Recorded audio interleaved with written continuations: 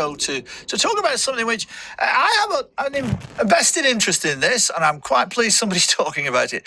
Grey hair is a crown of glory. Valuing older people. That's the title of the latest meeting at St Thomas's Church in Lancaster. It caught our eye this week when we were putting the programme together. It's their Lyrics and Lunch group, which exists to celebrate those of us who are just slightly older on in years, making that keynote speech at the next meeting, which is this coming Saturday, will be the Right Reverend Jill Duff, the Anglican Bishop of Lancaster, who is with us now. Good morning. Good morning, Joe. Good morning. Lovely to talk to you. Do we celebrate enough older people? I'm not quite sure that we do, actually, do we? Our media is full of 21-year-olds, really. So when you get older than that, they really don't quite fit. But the title is just a quote from the Bible, that grey hair is a glorious crown. And throughout the Bible and through history, often it's older people who have been very significant in setting tones for the way forward. Tell me a little bit about what you will say to the group. What will you talk to them about on Saturday?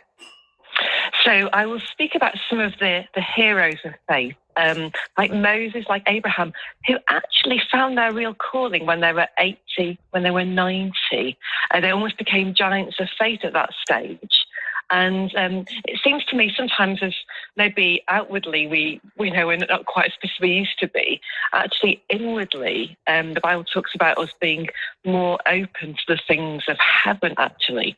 And so that'll be the kind of runway in. And as you mentioned in your intro, Lyrics and Lunch celebrates there's a number of groups across the region who help support those who are living with dementia and their carers. And it's a beautiful, heavenly place in my experience. You said earlier you're not overly certain that we do celebrate the older person in the way that we could. What could we do to redress that? In society, how do we redress that? I think there's something about honouring stories, isn't there, really?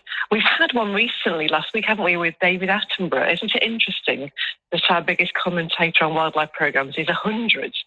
And I think there's something about the stability that older people bring, the length of experience, the reaching back into time, as well as I think maybe a bit more considered view on how things are, really. I think when you're younger, you perhaps notice all the bumps in the road in a bigger way because they're bumps for the first time.